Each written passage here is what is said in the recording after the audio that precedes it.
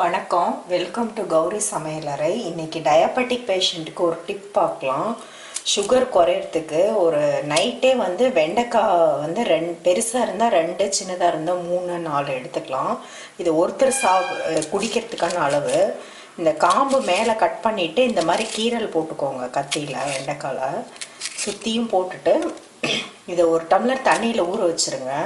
Whole night ஊறினோடனே காலையில் அதை வெண்டைக்காய் எடுத்து போட்டுட்டு அந்த வெண்டைக்காயில் இருக்க அந்த வளவளப்புலாம் அந்த தண்ணியில் இறங்கியிருக்கும். அதை நீங்கள் குடிச்சிங்கன்னா பிரேக்ஃபாஸ்ட்டுக்கு முந்தி ஒரு 10 நிமிஷம் முந்தி குடிச்சிங்கன்னா சுகர் லெவல் நல்லா கண்ட்ரோல் ஆகுது. இது மேலை நாடுகளில் அவங்க செய்கிற ஒரு கை வைத்தியம் மாதிரி. இதுக்குன்னு சுகர் மாத்திரை அதெல்லாம் நிறுத்த வேண்டாம். மைல்டாக சுகர் ட்ரேஸ் இருக்கவங்க, இல்லை பேரண்ட்ஸ்க்கு சுகர் இருக்குது நம்மளுக்கு வந்துருமோன்னு நினைக்கிறவங்க, அவங்களாம் இது தாராளமாக ட்ரை பண்ணலாம். மற்ற சுகர் பேஷண்ட்ஸும் மாத்திரையோடு சேர்த்து இதையும் ட்ரை பண்ணிக்கலாம்.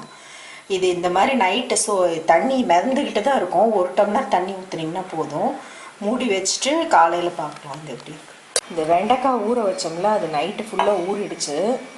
இது பாருங்கள், நல்லா அந்த வெண்டைக்காயில் உள்ளே இருக்க அந்த வளவளப்பு தன்மை தான் சுகர் குறைக்கிறதுக்கு ஹெல்ப் பண்ணுது. ரொம்ப கத்தாழை ஜெல் மாதிரி இருக்காது. இந்த தண்ணி லேசாக வளவளப்பாக இருக்கும், அவ்வளோதான். வேறு எந்த டேஸ்டெல்லாம் இருக்காது. நீங்கள் இந்த வெண்டைக்காவை ரிமூவ் பண்ணிடலாம்.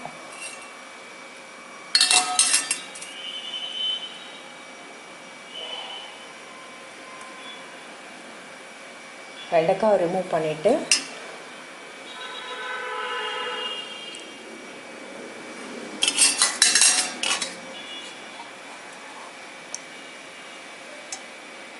இந்த தண்ணியை பிரேக்ஃபாஸ்ட்டுக்கு ஒரு 15 நிமிஷம் முன்னாடி குடிச்சிங்கன்னா ஒரு வாரத்துலேயே சுகர் லெவல் நல்லா கண்ட்ரோல் ஆகுது. இது ஃபாரினில் பண்ணுற ஒரு மெத்தடு. நான் சொல்கிறது எல்லாமே வீட்டு வைத்தியம்தான். இதுக்காக சிவியர் சுகர் பேஷண்ட்லாம் இதை பண்ணிவிட்டு இந்த டேப்லெட்டு அதெல்லாம் நிறுத்திட்டு அது மாதிரிலாம் பண்ணாதீங்க.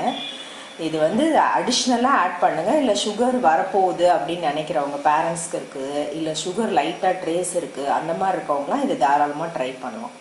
இதை நீங்கள் செஞ்சு பார்த்துட்டு எப்படி இருக்குன்னு உங்கள் ஃபீட்பேக் கமெண்ட் ஷேர் பண்ணுங்கள்.